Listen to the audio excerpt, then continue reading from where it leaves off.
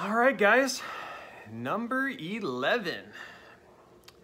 And I just finished number 10 just seconds ago, as you can see by my face. But I had to stop by the bathroom. And you know the legend, it's really bad luck to wear face paint in the bathroom in Minnesota because Paul Bunyan gets upset. So as a kid in Minnesota, you know that, you hear about it. Bedtime stories. This is one of the most common bedtime stories. Parents, they warn kids about that face paint Paul Bunyan thing, and I know not to mess with that. So on this topic, I don't have any questions. What I am going to talk about is the boom in the hobby. It's the GameStop effect. So last night and this morning, I did some research, and I was seeing a massive increase in Chipper Jones. He's been the topic of almost every video so far. He was the first player that I started to collect when I was in first grade. So this is we're going to talk about our breakup. So if I was feeling like doing some editing, I'd put in like 80s breakup music.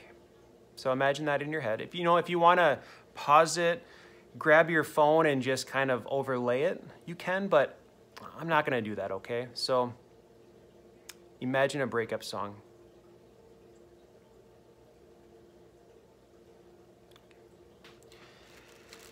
So I was looking on eBay, and I saw the prices of Chipper Jones. PSA 10s going through the moon.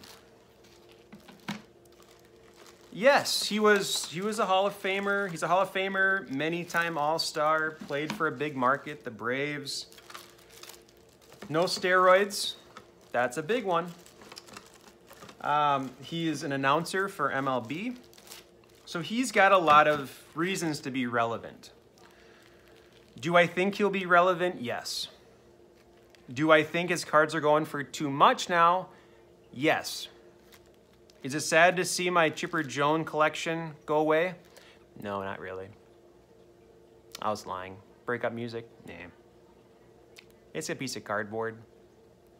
It's neat and all, but it's cardboard. So let's talk about Upper Deck first. So these ones, and if you watch the previous video, I paid $30 for these each. Okay, so I have $120 invested, about, let's say $150. Now they're going for $300 a piece. Yep, so $150 to $1,200, 10x. In a week. Since I started making the videos, they really shot up. It's been fun, but goodbye.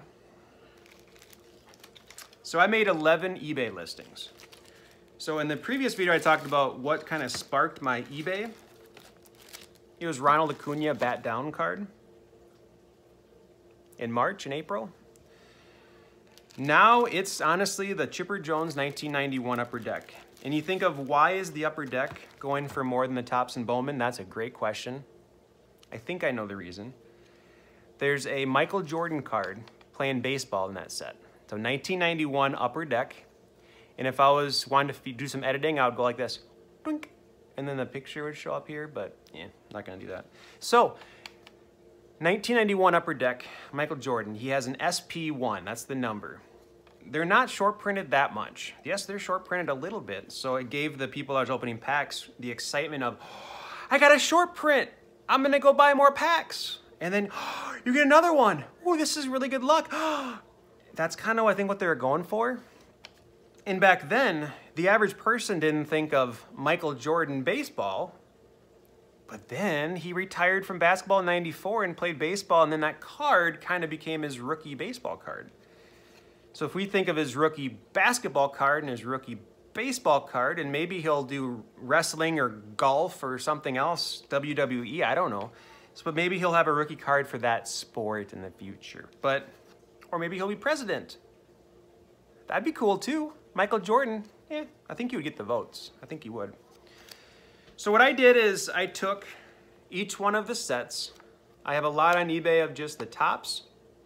These ones, again, my price point was $45. Now they're going for about $180 to $200. So for the tops, I was able to turn $250 into about $1,000. So that was only a 4X. Wah, wah, wah. Yeah, where the upper deck is more of a 5 or 6X. For score, I have 4 of the score. And 7 years ago, I have 4 of the Bowman. This is my favorite right now. It's still undervalued. So I bought a bunch of 8s and 9s for really cheap yesterday. So when I think of these 5 lots, and these are 2 classic ones and a tops, total investment, $1,000. That's a lot of money I spent on these. But now I can turn it into $4,000 or $5,000. The auctions end on Friday, so we'll see what happens. But I know that when I saw it on Market Movers, or not Sports Card Investor, the Market Mover app, it's a free app, great. Again, if I was editing, whoop, I'd put it right there in the App Store. Sports Card Investors Market Mover. And you see the top 100 hottest cards in the hobby. And this morning when I saw Chipper Jones' upper deck was number 4, that's when you got to sell. When you see it in the top 50, that's when you sell because you have buyers. Okay? Now if you worship the guy that did Sports Card Investor like I do, it'd be easy to buy after you see the spike. But if you want to make money in the hobby, you got to buy before the spike. Predict human behavior. And again, if you get anything out of this video, people buy hype, not accolades. Miguel Cabrera, yes, he is going to get 500 home run accomplishment this year. He's going to get 3,000 hits. He's going to make the Hall of Fame. But buy and sell before those happen. Because if you think you're going to wait and make more money after the Hall of Fame, you're wrong. A friend of mine has a LeBron James rookie gold card. Before the finals, they were about $1,000. And I told him that you need to sell before the finals, not after. And I was right. Once they won, you might think, wow, it's just going to keep on going. But no, they were going up because of the hype of possibly winning. As soon as they actually won, they went back down. So I'm also selling a couple things. I'm kind of in the mode of taking pictures, looking for errors, all that kind of stuff. So I decided to sell some more things. Juan Soto and Ronald Acuna. Those are 2 of the hottest young players in the league, and they should be. They have a lot of talent. But in my head, I'm thinking 2 things. I have 2 red flags here. All of those tops traded rookies that I have are BGS 9.5s. I talked about the price increase of Beckett grading system compared to PSA. So when my thinking is, it's risky now. I want to shift all of my investments into PSA because that is safer. I also know with Juan Soto and Ronald Acuna, once the first week of the Major League Baseball season starts, they're going to soften. The interest in buying them are going to go down. That's when a lot of investors are going to think, all right, let's start buying basketball before the playoffs start. When no one's touching football, let's start buying football right now. So off-season buying is really important too. Don't buy cards when they're being hyped. My first Ronald Acuna card that I bought, my first one, I bought this before the playoffs started. So I think playoffs with the COVID year, I think it was October, something like that. And then I bought it at 120. Now, he didn't do good in the playoffs, so they started to creep down. They got all the way back down to about 80. That's when I started buying. They even went down more. They went down to $55 a piece. So I set a price point of $85. And for like 2 weeks, Every one that I could get for $85 or less, I bought because I knew that once the season hype started again, I could unload them all. And I did. I bought 14 of them. Oh, absolutely. I spent a lot of money. So if you think of, again, it's that 14 times $75, about $1,000 I spent. I spent $1,000 on one player, one rookie card, one grade. So my first one, I bought it for $115, $120. I bought it in the hype. I bought it before the playoffs, but still it was hyped up. Then 2 months later, I started buying him again. He's 22 years old, has a chance to be a top 5 player for the next 10 years. He's safe, but not safe enough for me anymore. Now, what I know people will do, the person that buys this will probably crack the case, carefully take the card out, submit it to PSA, and look for a 10. Because right now, didn't really tell you how much they're going for right now, but they're going for $130. So every single 14 one that I bought, I'm still gonna make at least $10 each. But some of them I'm gonna make up to $75 each. But if you take this, crack the case, and you gotta know what you're doing. I would never do that in a million years. You crack the case, pull out the card, and luckily with BGS, they're in a nice sleeve, so they're a little more protected if you crack the case. And if you submit it to PSA, those PSA 10s are going for $300. So I talked about cards that are graded PSA are a lot more valuable.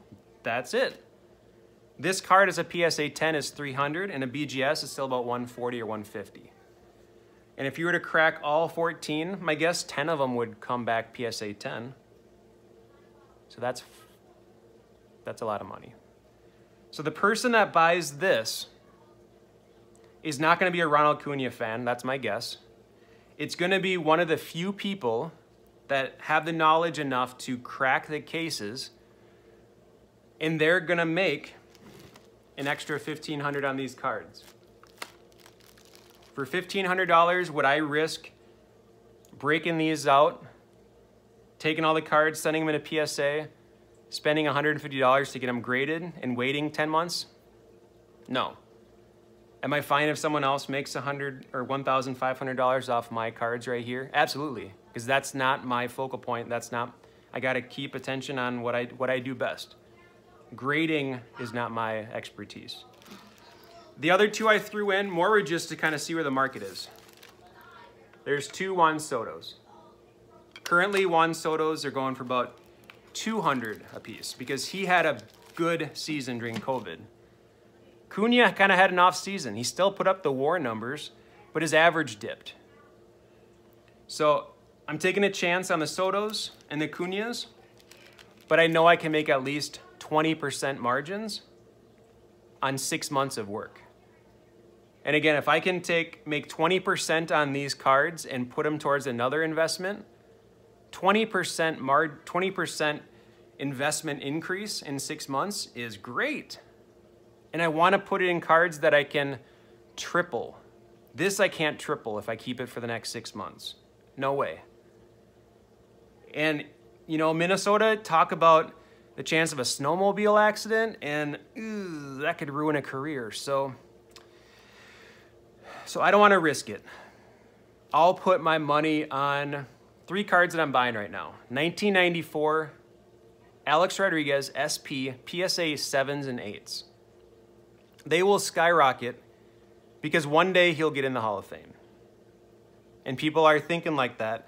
One day he will. When he reaches the Hall of Fame, then they'll go back down. But the anticipation of possibly, that's where investors, that's where people spend too much. They're thinking, ooh, I'm going to get ahead of the game, okay? People know I know your strategy, okay? Because I do it too. Then my final thing, I've been sitting on these. In a previous video, I talked about Kobe Bryant. I used to have 20 of these. But I've given so many of these cards away. I have too many. Actually, no, because they're in a home, hopefully, where they love Kobe Bryant, and that's fine. I take that back. I'm fine with that. So these 3 cards, they're really famous for a couple things. A lot of the cards have a stain on them. Like I showed you the eBay one that sold for $140 with a stain here.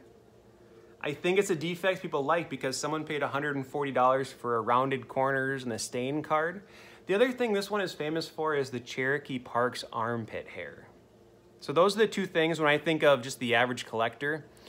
If you think of Cherokee Park's armpit hair, you're gonna think of this card.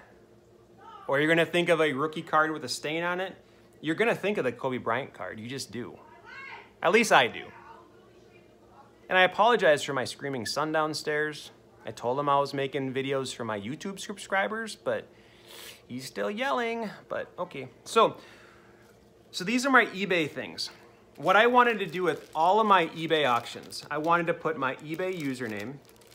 I wanted to take a picture. I wanted to have on there the date that I took the pictures, and I wanted to be really clear of any defects. There's one of the cases here that have just a little scratch on the back.